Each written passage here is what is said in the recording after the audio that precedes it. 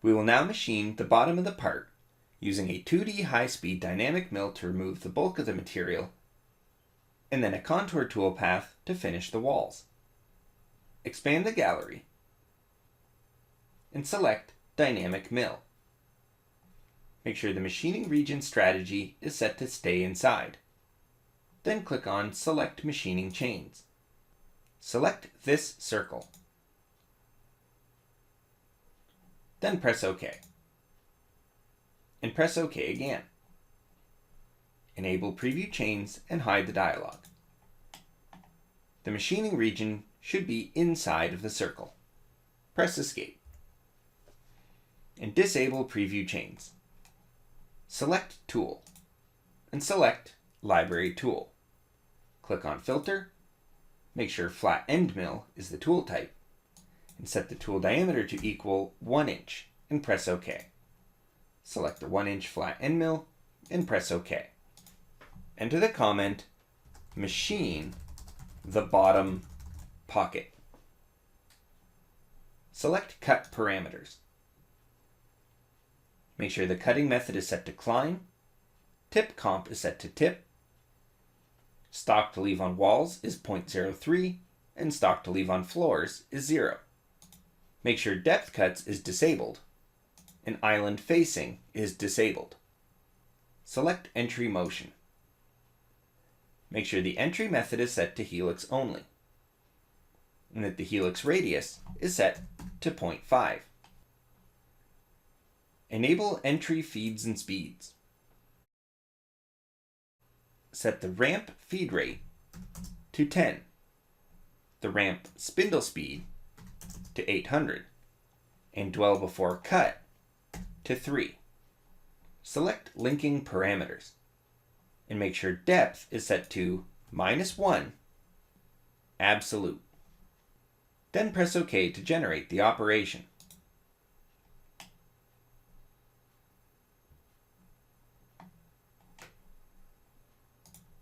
Backplot the operation.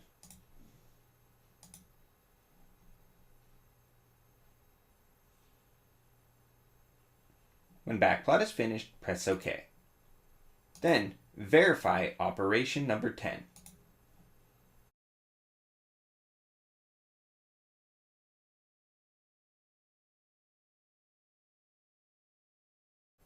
When verify is finished, close the simulation window. Return your view to isometric and toggle the toolpath display off. Then select Contour. Select this chain and make sure the chaining direction is counterclockwise. Then press OK.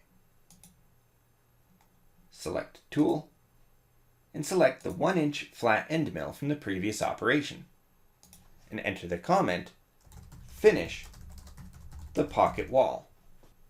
Select Cut Parameters and change the contour type to 2D. Make sure stock to leave on walls and floors are both 0. Make sure depth cuts is disabled and select Lead In Out. Make sure the settings match the previous operation. Select Linking Parameters. Make sure top of stock is set to 0, absolute, and the depth is set to -1, absolute. Then press OK to generate the operation.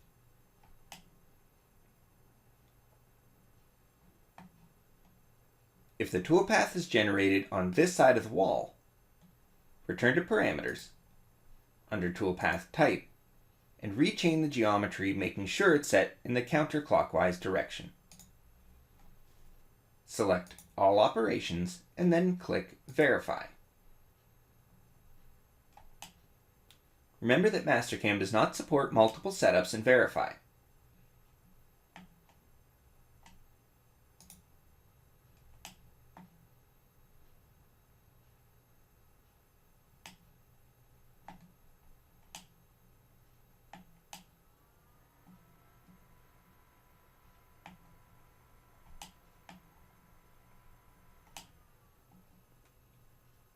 When Verify is finished, close the simulation window and return your view to isometric. Next, you would right-click on Setup Number 2, edit selected operations, and change the NC file name for operations 10 and 11. At this point, your file is ready to be posted. Therefore, you have completed this lesson and can move on to the next tutorial.